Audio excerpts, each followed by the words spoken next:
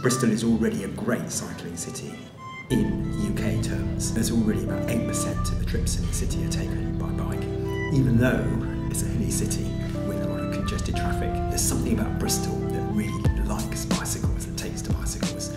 I think it is quite hard to cycle in because there's a lot of areas where there's loads of cars and there's loads of roundabouts and things that get me confused. A lot of people want to cycle but just feel too intimidated. What we're saying is that we should be designing our cities and our communities so that it's the simplest and easiest thing to do. It's also the thing that is best for you and best for the city, which means encouraging walking, cycling, public transport to be the easiest and the simplest options. Bristol has signed up to a commitment for reduce its carbon target by 40% by 2030.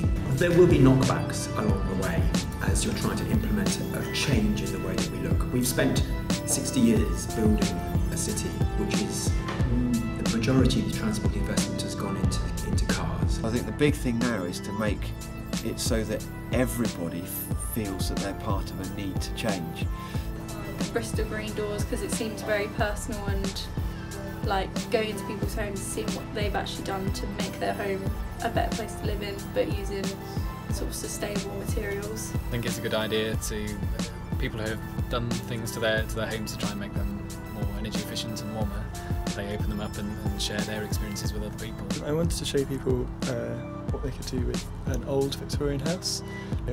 I've got the nicest shower and nicest hot water I've experienced anywhere, and it's 100% carbon neutral and free for most of the year.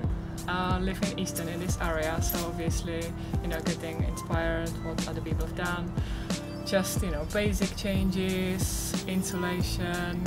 Bristol has got this underground, unorthodox energy. There are a lot more people here that realise that climate change is real, that it's a significant issue, and that are demanding that we do something about it.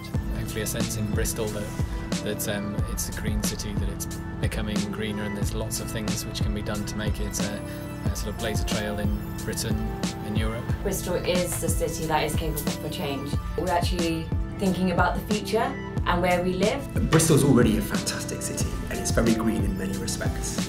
But really, if we're looking across a European scale, there's a lot further that we have to go.